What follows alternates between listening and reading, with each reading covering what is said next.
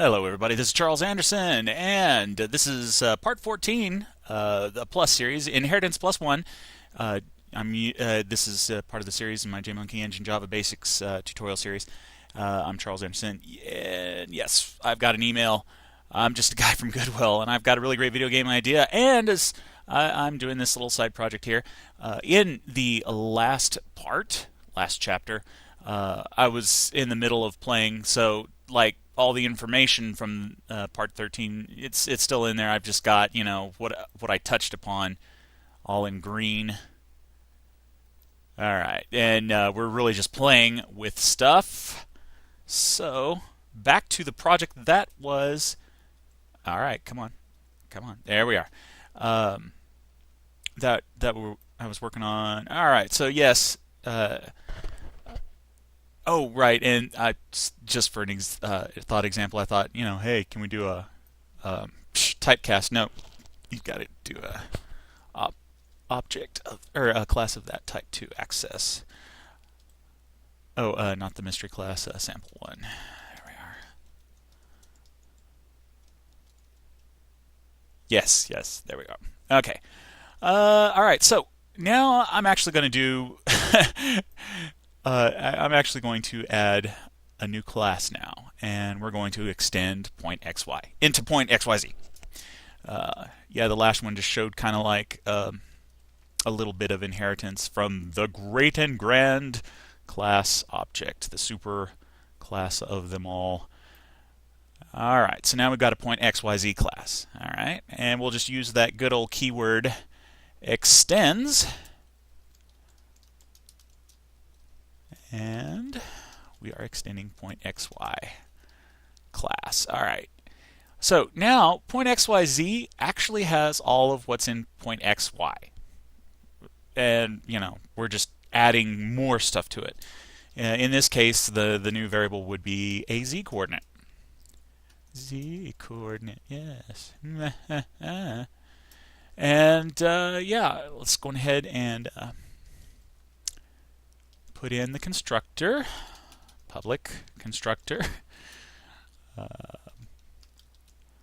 point xyz class. There we go. And there's the default constructor first. And this is if they don't put in anything. Now, I'll go ahead and put it in there. Although it's implicit. I'm using the keyword super. Okay? Which means run the empty constructor of this class's superclass. And then on top of that, we'll set z coordinate to some default value. Z coordinate equals 5.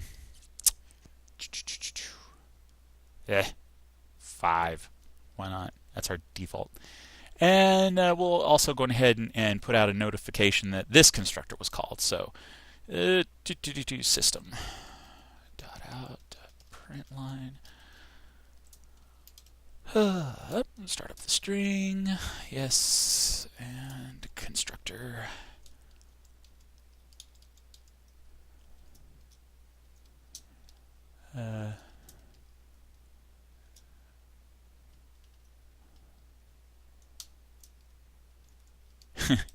Default z is set. Okay, and now I can go ahead and run this now. This is just starting off. We're going to play with this a little bit. And yeah, object my class. New. Point xyz class. There we go. And just print output. Okay, yeah. So I can just play that right now. And now point xyz, and it says point xy class detected. Okay. If the mystery class instance instance of point xyz class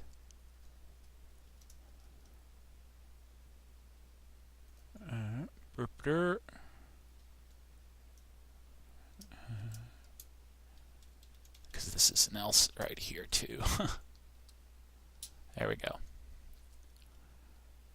All right, then we'll have a point xyz class.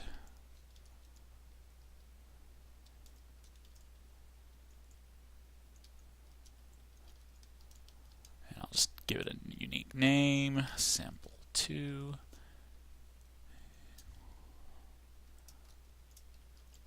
Point xyz class cast of the mystery class that we have no idea what it is. Mystery class. There we go. And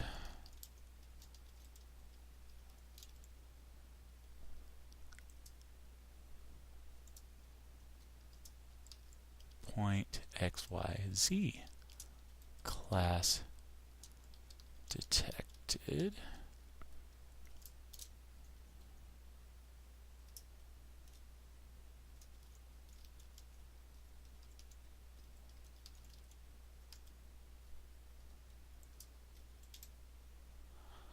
You know what? I could just copy this line and add a Z.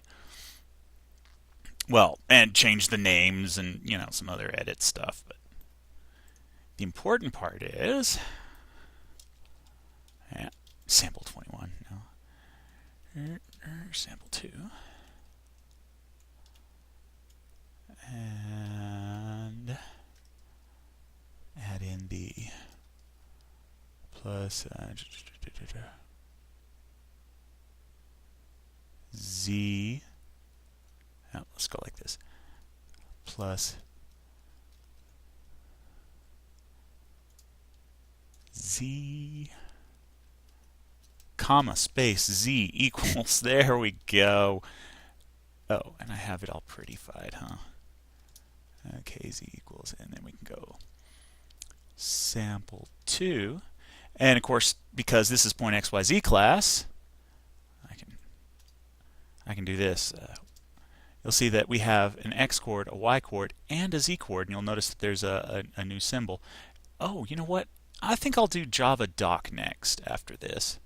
But yeah, we have the z chord as part of the class.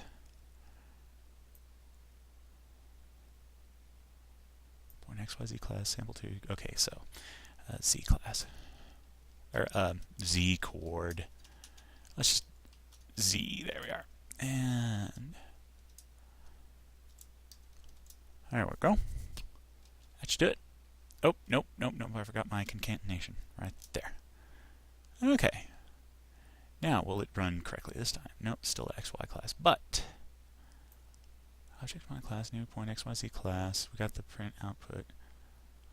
Okay. Point xyz class. So it runs it super. We need to have it to where it differentiates.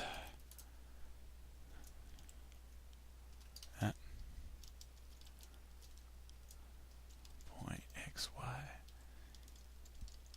class. And unique signature will be needed. Int start x. Int up. I need to start x. Int start y.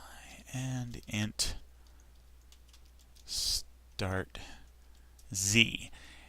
Oh, and this. Yes, it is. I know. Okay. All right. And then we'll run the superclasses. Two variable one, which sets the start and the y, or the x and the y. Boop. And then run, or this is z chord. Oh, and this should be public, like in those classes. Public. There we are. And Z chord. And this Z chord equals, well, start Z, of course. And there we go. And then, of course, I can go system.out print line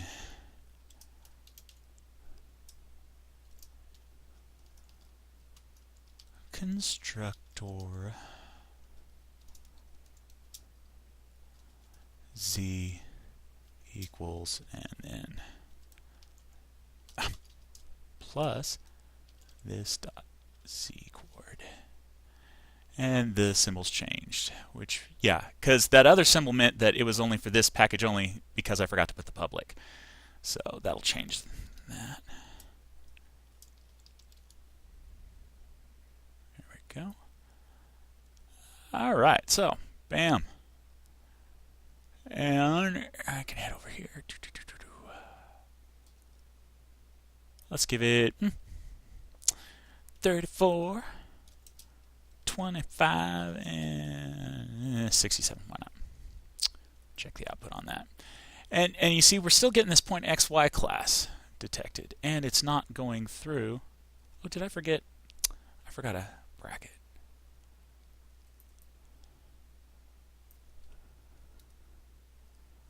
Whoop. There we go. Now, if I had now, what if I take this? Yep.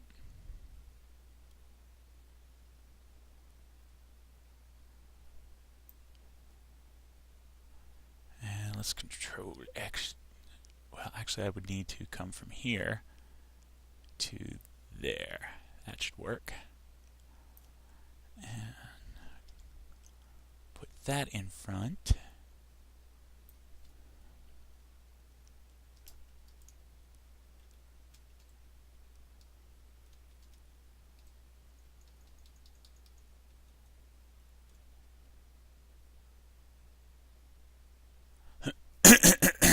Okay, let's see how that runs now.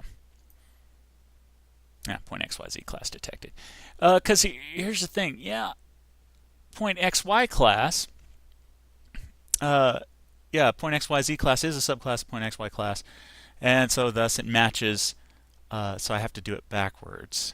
Otherwise, it'll just be, point XY class, because you can cast a pointer of point XY class to this one. So I have to go from most specific to least specific on this if-else thing here. Yeah, just to make sure. Okay, so now if I just have it as, so now I've got it to where it differentiates. Okay, it's instant of point XYZ class, bam. And if I just go point XY class, of course that's going to flub up. There we are. And play. There we go. Constructor. So as you can see, as I flip between the classes, all these constructors are being called, especially because of that super call. And so, yeah. Yep. Now, one of the odd things that I noticed is, like, if I were to delete this super right here, okay, bam. Now this super no longer exists.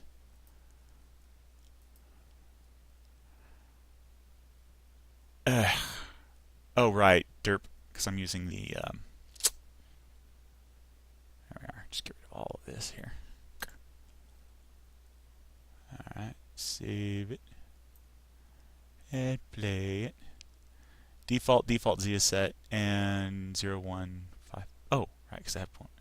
Now, the default constructor runs whether or not this has the super in it or not, and I don't know why that is.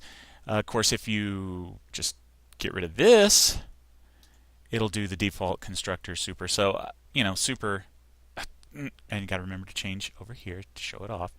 Point XYZ class, 44, 11, 41. All right, there we go. Yeah.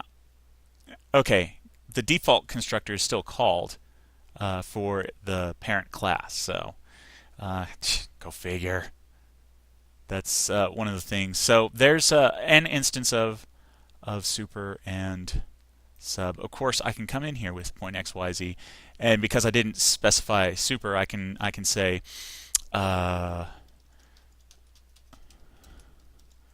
super dot xcoord equals start x. Bam. Oh, right, I misspelled xcoord. There we are.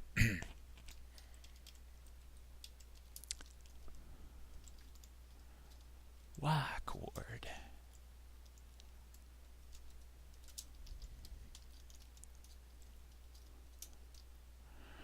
And I wonder, will this work?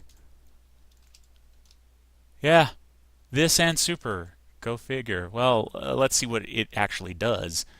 All right, so we've got 44, 41, 41. We know that the default's called. So let's press play. Default's called 44, 11, 41. So, yeah. There we go. Now, here's where I'm going to start playing with protected and private. Go figure. Soda pop. All right, so we've got a bunch of code written. All right, and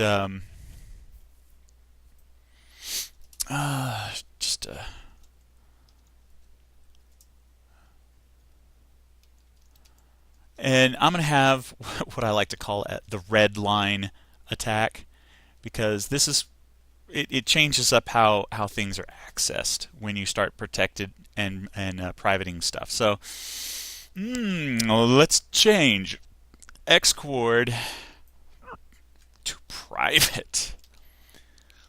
All right, we save it. Oh, and we got errors across the board. Look at that. All right, for one thing, we can no longer access the xcoord. Okay, it's just not allowed. It's only allowed to do it in it's only allowed access in that class, none of the children. This is private right here. And of course, in our inheritance example, because we try to access it here, yeah, just not allowed. Okay, so that's directly fiddling with the coordinate is no longer now allowed.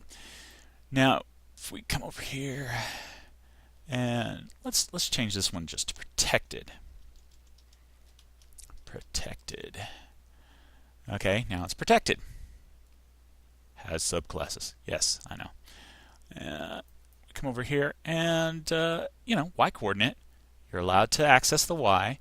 You're allowed to access the z here. Okay, and over here where we're outside of any of the kid classes, oh, it's allowed for that. It's just protected. Okay. I was thinking that would be out. Ugh, all this playing around. Yep.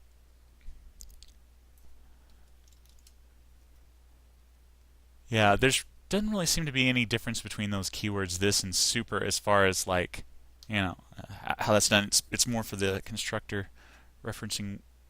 Well, this helps relieve obfuscation. In other words, you can read it and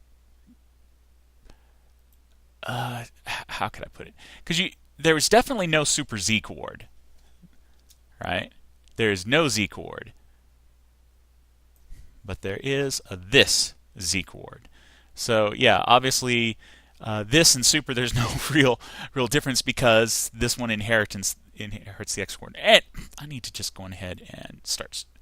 I'm starting to lose cohesiveness in my discussion because I'm showing off protected and private and the differences.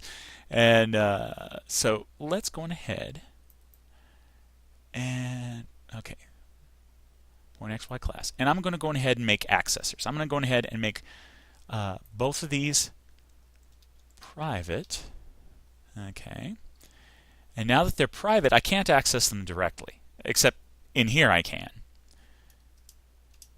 But I'm going to go ahead and make their accessors. So let's make some methods to do some accessing. Come on, check. What was it? Yeah, public. It's got to be public so that they can see it. Of course, I could make it protected, but public. Oh, yes, the get and set. Okay, so when you start doing this private and protected stuff, if you want to access outside of the class the data values, an accessor method, it's just a method where you get and set stuff. So like get x. All right, yeah, that'll work. And all we do is return x coordinate. Oh, and it's got a nice little lock on it now. It's like you can't get that from here. And let's do the same for y.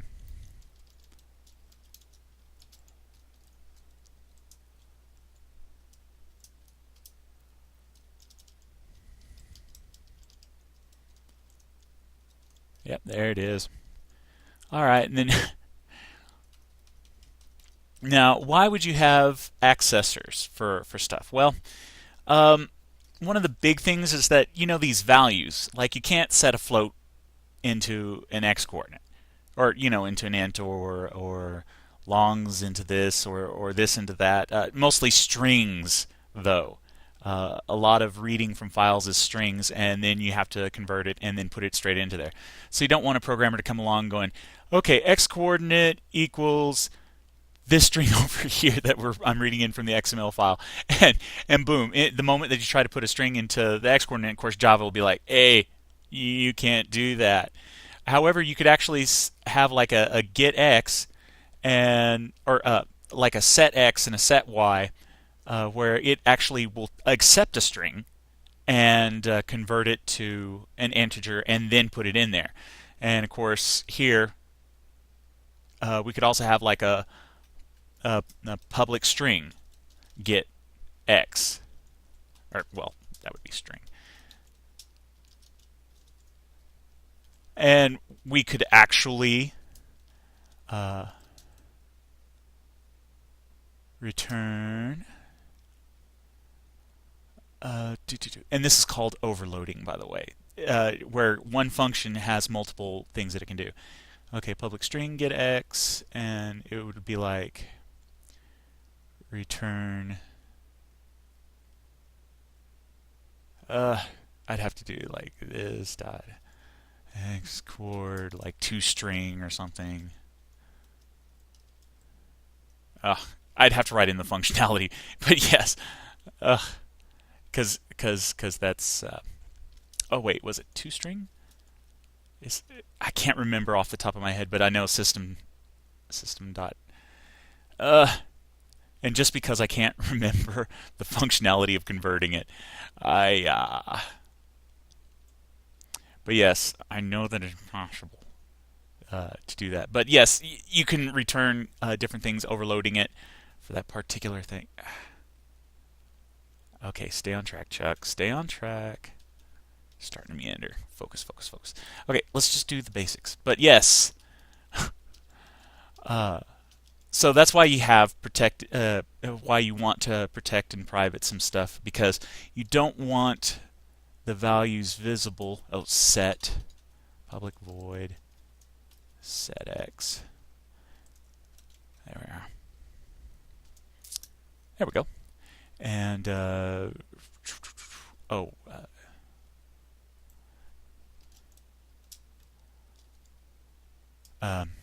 new x. There we are. And then this dot x coord. Okay, I'm pressing wrong buttons on my keyboard. X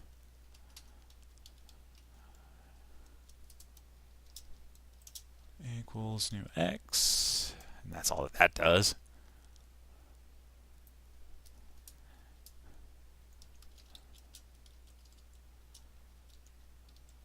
Set y.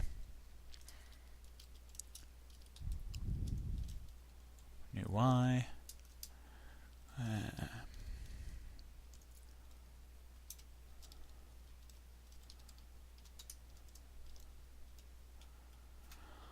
Okay, but yeah, now that I've done that, I like I have to overload it now. I just have to.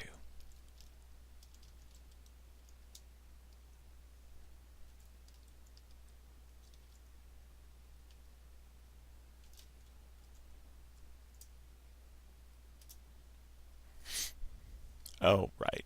Strings capitalized. There. Okay, so we're receiving in a string. What was the string to int? Was it read like string to int?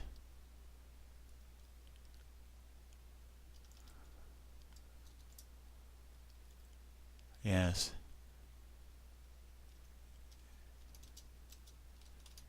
Equals.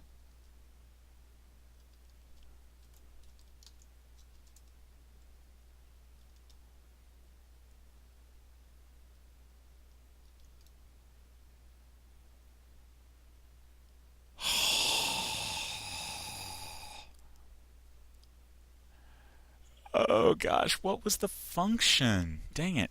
Now I gotta look it up. Yeesh. Alright. Yep. Yeah, my upload was done.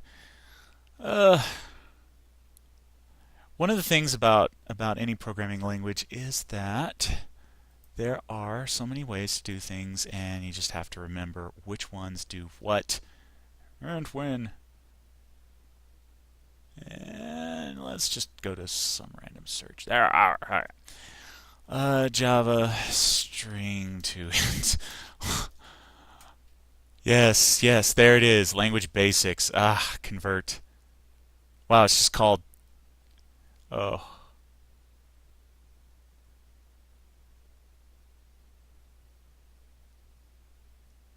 What? Oh, wow.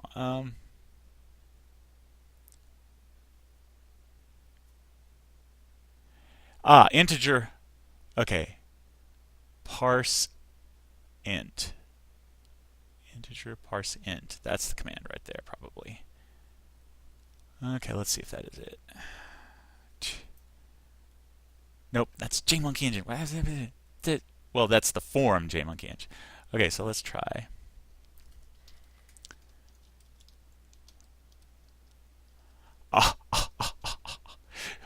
Looky that. Looky there. Okay, so of course now with a string, if it's not correctly done, in code, then it won't work. But and this is what we call an overload. So first I need to start replacing stuff. Like if I were to want to do this, I would be like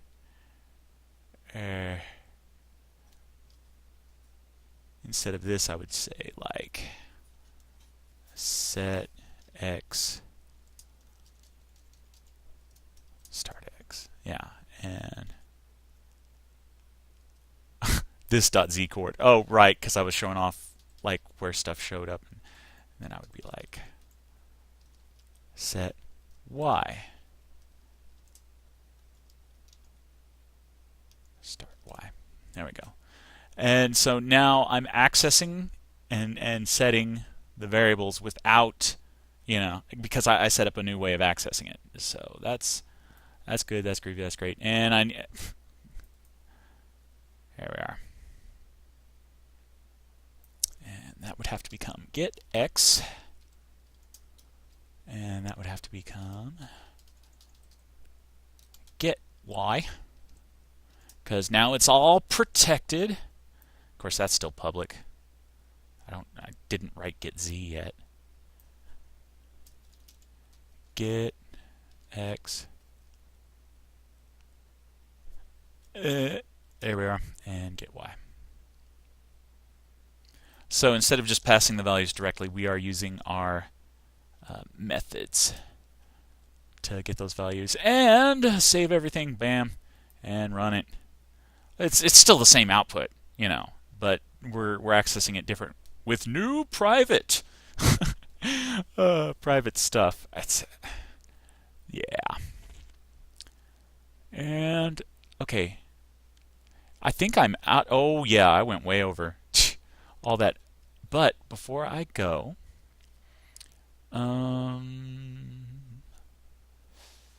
before I print this output, I can go. Let's just go .xyz class.